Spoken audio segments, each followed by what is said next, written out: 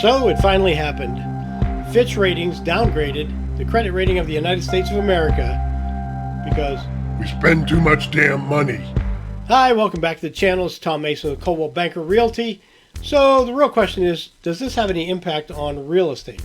Believe it or not, downgrading our credit might be positive because it will shake up our politicians to realize that they're just spending way too much money and driving our credit into the ground. That kind of spending led to the highest inflation in 40 years last year, which is still being fought today by the Federal Reserve by raising of interest rates like for cars or refrigerators, and that trickles over into the housing market eventually. Not directly, but eventually. Something else that occurred that might have triggered Fitch was earlier this week, the U.S. Treasury Department estimated another $1 trillion of borrowing just for the third quarter. That's the most borrowing we've done for any quarter in the history of our country. Fitch seemed to look at it as a big negative, which they really should. Now, you're going to hear some of the talking heads on TV say that the debt ceiling arguments that we had last year really drove Fitch to downgrade our credit because of governance, because our government can't get together on agreeing on debt ceiling. But if we didn't have the debt, we would never need those arguments. If we just stopped spending as much money, inflation would come down, interest rates would come down. And those ones arguing against the debt ceiling realize that by 2024, our national debt will be just as much or more than our gross domestic product. That is terrible. So that's the history, and that's looking forward. What could happen in the near term because of this downgrade? Well, if the stock market drops, then investors will probably look at bonds in order to park their money. So the 2, the 5, the 10, and the 30-year Treasury notes and bills and bonds, people will put their money in there because they're afraid of losing it in the stock market. Sort of a safe haven. If that happens, then the Treasury Department can lower the return on those bills and bonds, which means the 10-year Treasury could see a reduction in that rate. And if you've been following my channel for any amount of time, you know that the 10-year Treasury is the baseline for mortgage interest rates.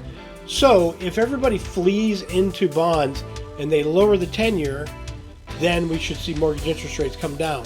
But is that going to happen? Only time can tell. But I wanted to forewarn you in case, so keep watching. If we see the stock market drop by 10% because of this downgrading of our credit rating, we could see that flight to bonds pretty quickly. And at that point, watch what the Treasury Department does. Even though the Treasury will have more people buying bonds and bills and they can lower the rate, they may not want to.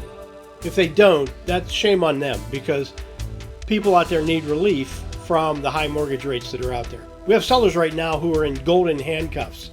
They saw appreciation go up on their homes, but the interest rates have kept them from finding buyers to buy their homes, so they're not even attempting to sell. And also, once they do sell, where are they going to go? So they're handcuffed in their properties right now. Now, they made a lot of money on it, but if you can't cash it out, did you really make that money? So a positive aspect could be that mortgage interest rates drop for everybody. Both sellers and buyers will benefit from that drop if we see it. Again, I'm not predicting it. I'm just saying keep an eye out, because this could be an opportunity. Anytime there's a big shakeup in our economy, there's always an opportunity there for somebody. Don't miss out. Keep an eye on those interest rates, particularly the 10-year Treasury, and be prepared to move. It could be a great time to get back in the game. If you ever have any questions about any of this stuff, give me a call. My number's right here at the end of this video. It's also on my YouTube channel. You can find me at www.tommason.realtor. And, I'll buy you a cup of coffee and we'll just chat. No obligation. I'm not going to try to harangue you, calling you every week to buy a house or sell a house or whatever. I just like to talk to people about this.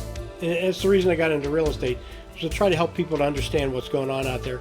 And as I've learned, I've realized that there are a lot of different moving pieces, and it's sometimes tough to keep track of all of it. So I'm doing my best to give you the best information I can, and to sort of give you a little heads up on what to look for that could benefit you and your family.